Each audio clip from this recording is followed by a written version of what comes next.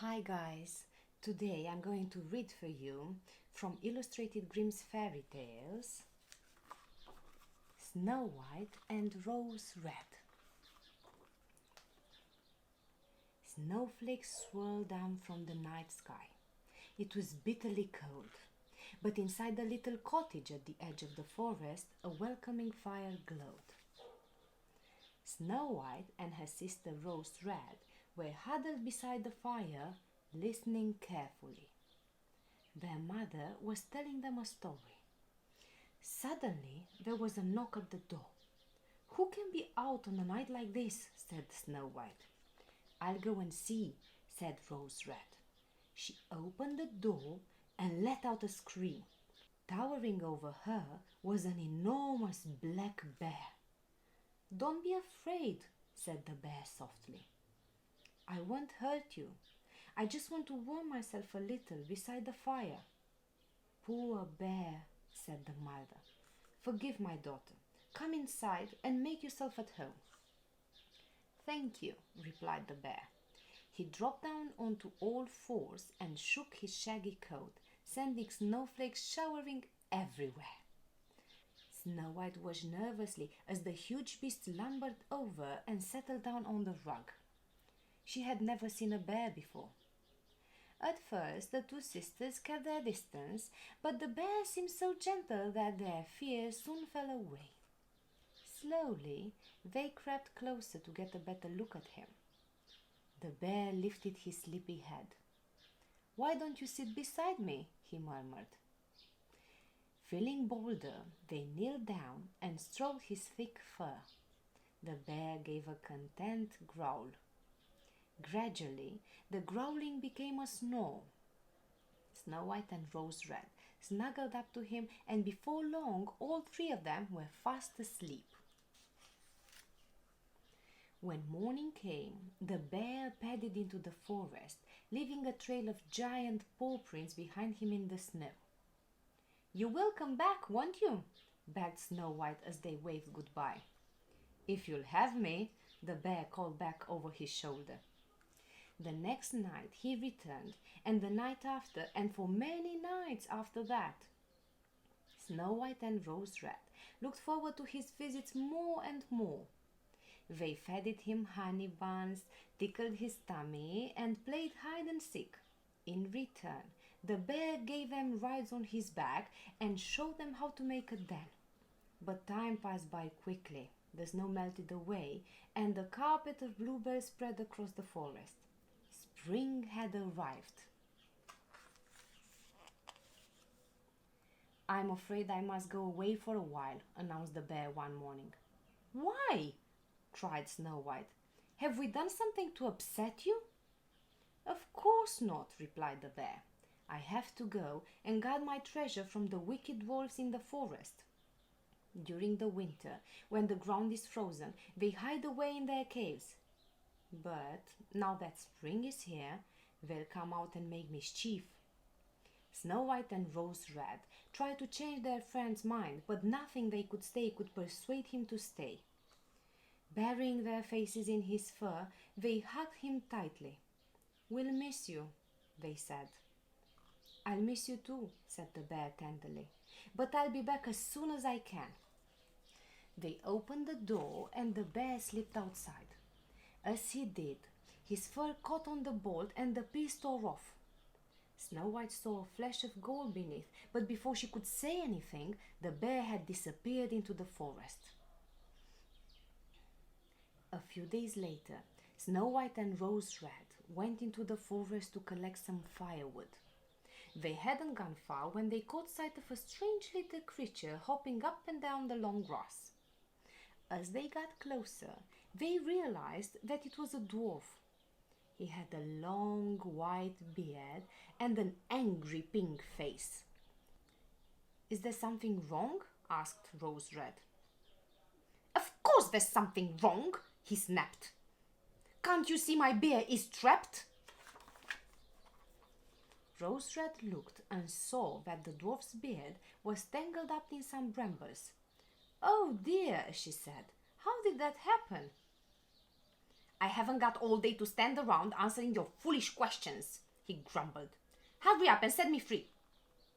Snow White and Rose Red gave the dwarf's bear a tug, but it was no use. Wait, said Snow White, I've got an idea. She reached into her pocket and pulled out her sewing scissors. Then, with a snippety-snip, she chopped off the end of his beard. You silly goose, he howled. Look what you've done to my lovely beard.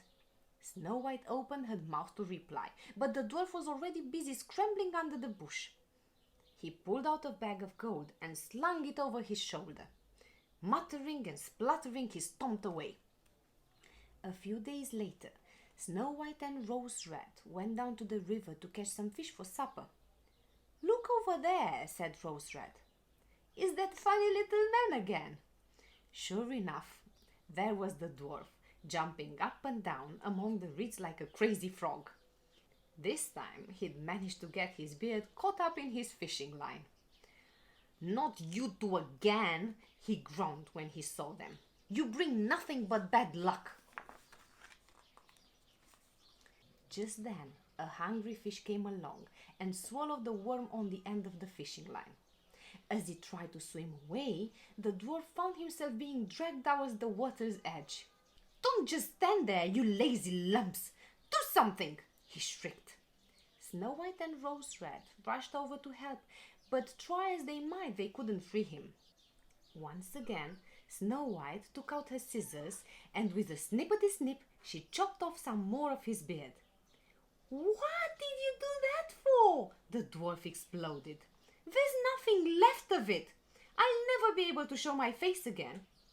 Without another word, he fished a bag of pearls from among the reeds and marched off. A few weeks later, Snow White and Rose Red were on their way into the town when they spotted an eagle flying low over the fields. It circled around and around. Then, suddenly, it stooped down behind a hedge. The two girls heard a cry and ran to see what was happening. Let me go! Came an irritable voice. It was the dwarf again.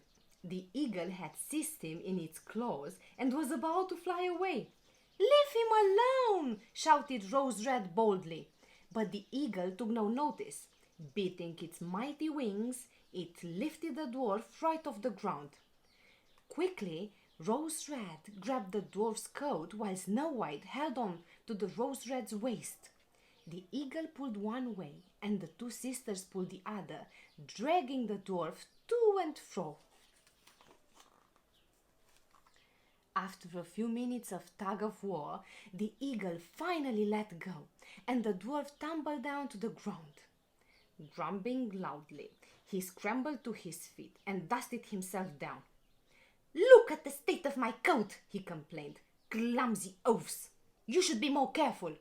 Then, picking up a bag of jewels from underneath the edge, the dwarf stormed away.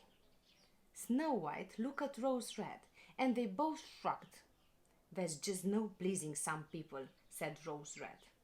When they were on their way home later that afternoon, Snow White and Rose Red came across the dwarf yet again.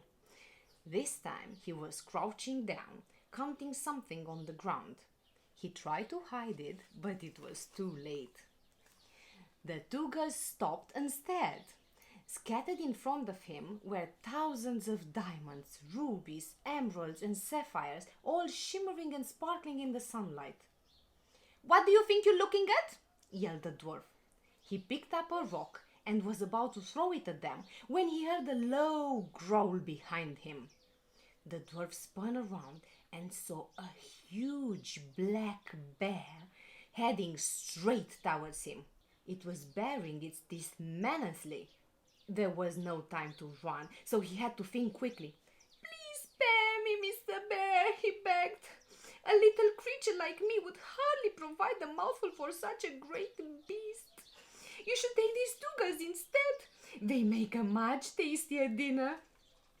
The bear gave an angry snort. It raised its paw and struck the dwarf with all its might. The dwarf staggered and fell to the ground, stone dead.